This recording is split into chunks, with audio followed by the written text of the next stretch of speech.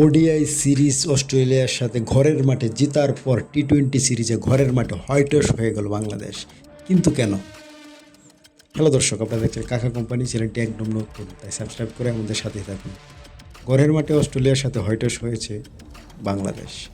টি-20 সিরিজে ছিলেন না নিয়মিত অধিনায়ক লিটন কুমার দাস।